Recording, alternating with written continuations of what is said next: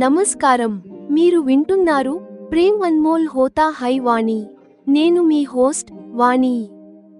గతసారి అల్కా మేం నన్ను హఠాత్తుగా తన బంగ్లాలో ఆపివేశారు. మొదటిసారి నేను ఆమెకు లేదు అని చెప్పే ధైర్యం చేశాను, కానీ మేం మరోసారి నాకు ఎటువంటి అవకాశం ఇవ్వలేదు.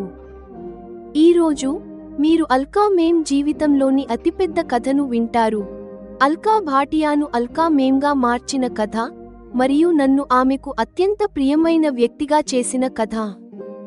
మీరు వింటారు, ఒక హాకీ ఆటగాడిలా అల్కా మేం నన్ను ఎలా చుట్టుముట్టారో, వెంటనే పాస్పోర్ట్ కోసం దరఖాస్తు చేయించి నన్ను అమెరికా వెళ్లడానికి ఎలా సిద్ధం చేశారో చూస్తారు.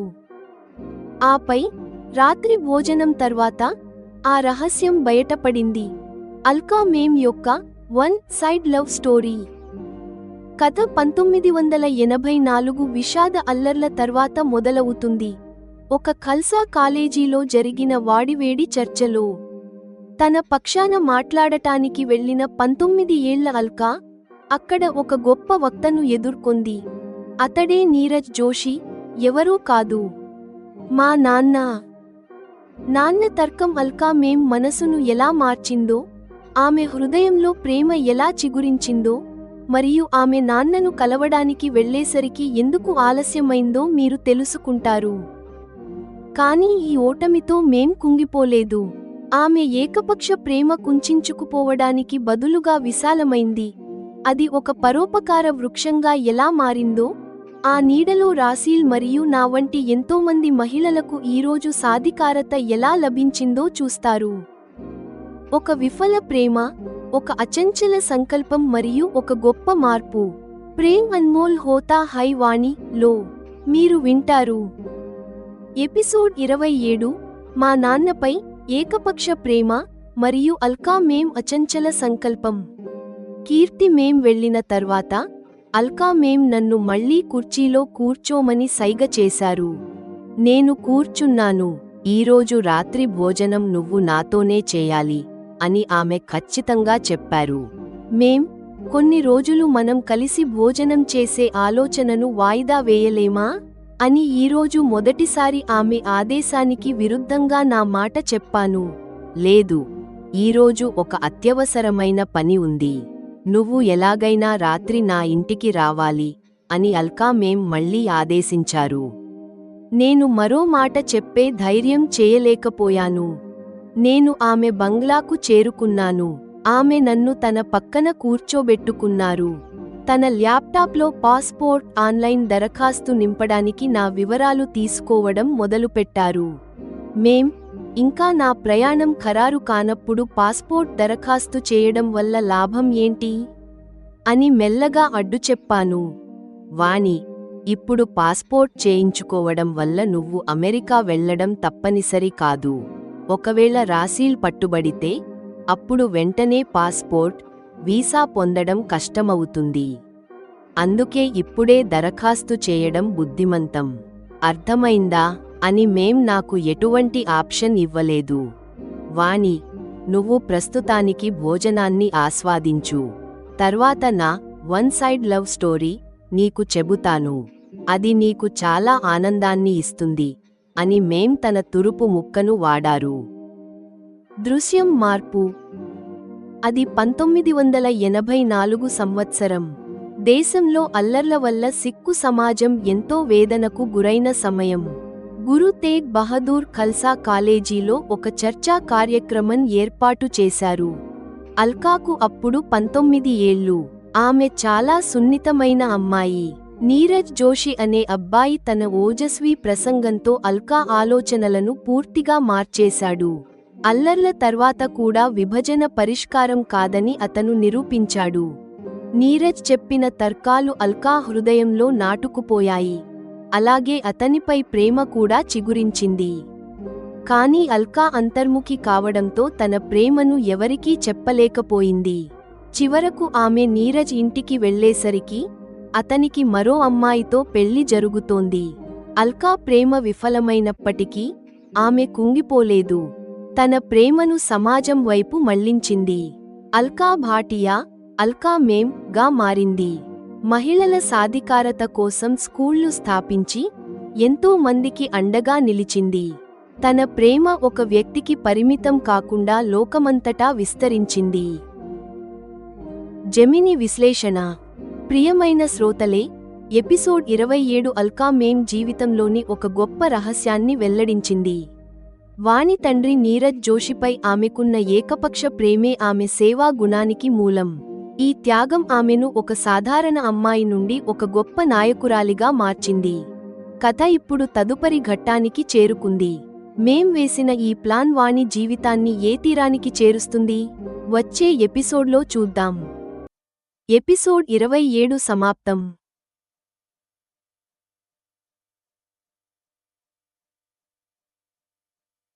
ఎపిసోడ్ 28.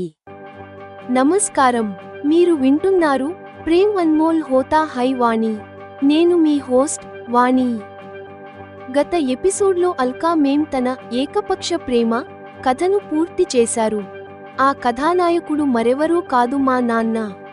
ఈరోజు మీరు ఆ ప్రేమలోని చివరి అధ్యాయాన్ని వింటారు. మా నాన్నను కలవడానికి ప్రయత్నించే బదులు మేం తన హృదయంలోని ప్రేమను ఒక విశాల వృక్షంగా ఎలా మార్చారో, ఆ వృక్షం నీడలో నేను ఎలా నిలబడ్డానో ఈరోజు వింటారు. మీరు వింటారు నిస్వార్థ ప్రేమకు నిర్వచనం. ప్రేమలో తన కోసం ఏమీ ఆశించకూడదు, ఇతరులకు ఇవ్వడమే ముఖ్యం అని భావించి మేం మా నాన్నను ఎప్పుడూ సంప్రదించలేదు. అల్కా మేం పశ్చాత్తాపం. మా అమ్మ మరణం గురించి విన్నప్పుడు మేం ఇలా అంటారు, అయ్యో, మీ నాన్నతో నాకు కనీసం పరిచయం ఉండి ఉంటే నేను మీ అమ్మకు ఏదైనా పెద్ద ఆసుపత్రిలో మంచి చికిత్స అందేలా ఏర్పాటు చేసేదాన్ని. నా పరిణత ఆలోచన, మేం సంప్రదించకుండా మంచి పనే చేశారని చెప్పి నేను ఆమెను ఆశ్చర్యపరిచాను. ఎందుకంటే ఆ పరిచయం ఉండి ఉంటే ఆమె అపారమైన ప్రేమ కేవలం మా నాన్నకే పరిమితమై ఉండేది. కానీ కథలో మరో భావోద్వేగ మలుపు వస్తుంది. నా ప్రియమైన విద్యార్థిని సౌమ్య గురించి ఒక దురదృష్టకర వార్త వింటారు. ఆమె తల్లి అకస్మాత్తుగా మరణించారు. నా తల్లిని కోల్పోయినప్పుడు నేను అనుభవించిన అదే బాధను గుర్తు చేసుకుంటూ నేను సౌమ్య ఇంటికి వెళ్తాను. ఒక తల్లి చివరి కోరిక, సౌమ్య ఏడుస్తూ చెబుతుంది, గణితంలో పూర్తి మార్కులు సాధించాలి అన్నదే తన తల్లి చివరి కోరిక అని. సౌమ్యకు ఆ సమయంలో కావాల్సిన ధైర్యాన్ని నేను ఇచ్చాను. తల్లి చివరి కోరికను నెరవేర్చాలనే సంకల్పాన్ని ఆమెలో కలిగించాను. ఇంతటి లోతైన బాధలో కూడా సౌమ్య తన తల్లి కలను నెరవేర్చగలదా? పరోపకారం, పితృప్రేమ మరియు ఒక కుమార్తె అచంచల వాగ్దానం. ప్రేమ్ అన్మోల్ హోతా హై వాణి లో మీరు వింటారు. ఎపిసోడ్ 28. ప్రేమ వృక్షం మరియు సౌమ్య విషాద సంకల్పం. ప్రేమ అనేది పంచుకున్న కొద్దీ పెరిగే ఆస్తి అని అల్కా మేం గ్రహించారు. మా నాన్నకు మరో అమ్మాయితో పెళ్లయిందని తెలిసినప్పుడు ఆమె ప్రతిఫలంగా ఏమీ ఆశించలేదు. ఇవ్వడమే ప్రేమ అని ఆమె దైవ సందేశంగా భావించారు. ఒకరోజు వాణి అనే అమ్మాయి టీచర్ ఉద్యోగం కోసం ఇంటర్వ్యూకి వచ్చింది. ఆమె సర్టిఫికెట్స్ చూస్తున్నప్పుడు మేం కళ్ళు మా నాన్న పేరు, నీరజ్ జోషి, దగ్గర ఆగిపోయాయి. 35 ఏళ్ల క్రితం తను చూసిన ఆ వక్త పోలికలు వాణిలో కనిపించాయి. ఆ క్షణం నుండి వాణికి తెలియకుండానే ఆమెకు అండగా నిలవాలని మేం నిర్ణయించుకున్నారు. ఇప్పటివరకు ఆ రహస్యం ఎవరికీ తెలియదు. వాణి, మీ అమ్మ గురించి విన్నప్పుడు నాకు చాలా బాధ కలిగింది. మీ నాన్నతో పరిచయం ఉండి ఉంటే నేను ఖచ్చితంగా సహాయం చేసేదాన్ని అని అల్కా మేం బాధతో అన్నారు.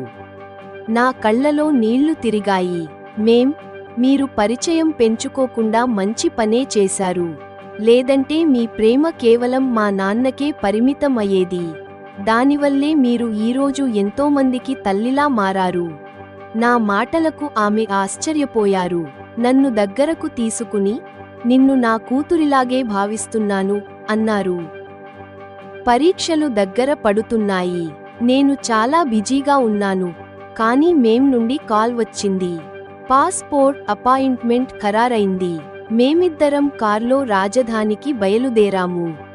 స్కూల్కు తిరిగి రాగానే ఒక చేదు వార్త విన్నాను. డెంగ్యూ వల్ల సౌమ్య తల్లి అకస్మాత్తుగా మరణించారని తెలిసింది. ఆ సాయంత్రమే నేను సౌమ్య ఇంటికి వెళ్ళాను. దేవుడు ఇంత కఠినంగా ఎందుకు ఉంటాడు?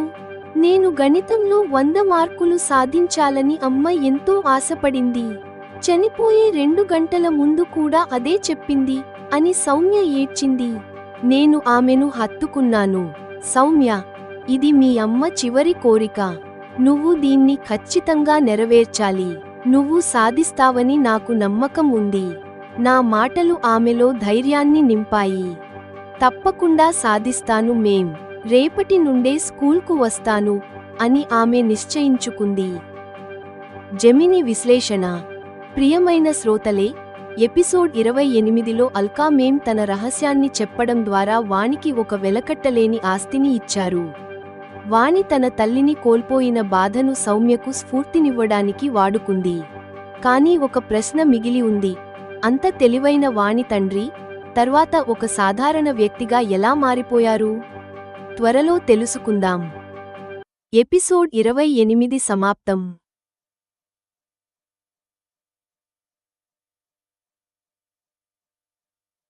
ఎపిసోడ్ 29. నమస్కారం, మీరు వింటున్నారు ప్రేమ్ అన్మోల్ హోతా హై వాణి. నేను మీ హోస్ట్ వాణి. గత ఎపిసోడ్లో నా ప్రియమైన విద్యార్థిని సౌమ్య తల్లి అకస్మాత్తుగా మరణించింది. ఆమె తల్లి చివరి కోరికను నెరవేర్చాలనే సంకల్పాన్ని నేను ఆమెలో కలిగించాను. ఈరోజు జీవిత చక్రం ఎలా తిరుగుతుందో మీరు చూస్తారు. బాధ తర్వాత విజయం, ఆపై ఇష్టం లేకపోయినా తప్పని ప్రయాణం. మీరు వింటారు గోల్డ్ మెడల్ మరియు అల్కా బహుమతి. 10వ తరగతి ఫలితాలు అద్భుతంగా వచ్చాయి. 9 మంది విద్యార్థినులు గణితంలో 100% మార్కులు సాధించారు. సౌమ్య గోల్డ్ మెడల్ తీసుకుంటూ తన దివంగత తల్లిని గుర్తు చేసుకుని అందరినీ కన్నీరు పెట్టించింది. నా అమెరికా ప్రయాణం ఖరారు. ఈ విజయానికి గుర్తుగా అల్కా నన్ను స్వర్ణ ఉపాధ్యాయురాలు గా సత్కరించారు మరియు అందరి ముందు ఒక ప్రకటన చేశారు. నా అమెరికా ప్రయాణ ఖర్చులన్నీ ఆమె వ్యక్తిగతంగా భరిస్తారు. ఇప్పుడు నా ప్రయాణం ఖాయమైంది. ఒప్పించడంలో నేర్పు. చివరికి నేను ని అడిగేశాను. చివరికి నన్ను ఎలాగోలా బుట్టలో పడేశారు కదా అని. దానికి ఆమె నవ్వుతారు. కానీ అమెరికా వెళ్ళడానికి ముందు నేను మరో రహస్యం తెలుసుకోవాలి. పరాగ్ మరియు రాసిల్లను పెళ్లికి ఎలా ఒప్పించారు? డిన్నర్ తర్వాత చెప్పడం మొదలుపెట్టారు. నేనేమీ బలవంతం చేయలేదు. అల్కా పిలుపు మేరకు పరాగ్ భారతదేశానికి వచ్చాడు. అతడు చాలా సంతోషంగా మరియు ఉత్సాహంగా ఉన్నాడు. వచ్చే ఎపిసోడ్లో మీరు అల్కా మరియు పరాగ్ మధ్య జరిగే కీలకమైన సంభాషణను వింటారు. ఇందులో పరాగ్ రాసిల్ యొక్క గతాన్ని ఎదుర్కోవాల్సి ఉంటుంది. ఒక దుర్మార్గుడి చేతిలో హింసించబడిన అమ్మాయిని చిన్ననాటి ఏకపక్ష ప్రేమ అంగీకరించగలదా? బలవంతపు అంగీకారం, మరచిపోలేని విజయం మరియు ఒక కీలకమైన సమావేశం. ప్రేమ్ అన్మోల్ హోతా హై వాణి లో మీరు వింటారు. ఎపిసోడ్ 29. విధి, గణితం మరియు అల్కా ఒప్పించే కళ. నేను ఇంటి నుండి బయటకు వచ్చినప్పుడు యోగేష్ ఒక 12 ఏళ్ల బాలుడితో నిలబడి ఉండటం చూశాను. అతడు సౌమ్య తమ్ముడని యోగేష్ చెప్పారు. నేను ఆ పిల్లాడి తల నిమిరాను. మీరు వచ్చి చాలా పెద్ద పని చేశారు. తల్లిని కోల్పోయి బాధలో ఉన్న సౌమ్యను మళ్లీ చదువు వైపు ఎలా మళ్లించాలో నాకు అర్థం కాలేదు అని యోగేష్ కృతజ్ఞతలు తెలిపారు. సౌమ్యకు నాకు మధ్య జరిగిన మాటలను ఆయన కూడా విన్నారని నాకు అర్థమైంది. రేపటి నుండి సౌమ్య ఒక్కతే కాదు, ఈ బుజ్జి బాబు కూడా స్కూల్కి వెళ్తాడు, అవునా అని నేను ఆ పిల్లాడి తల నిమిరాను. వాడు అంగీకారంగా తల ఊపి కిందకు చూశాడు.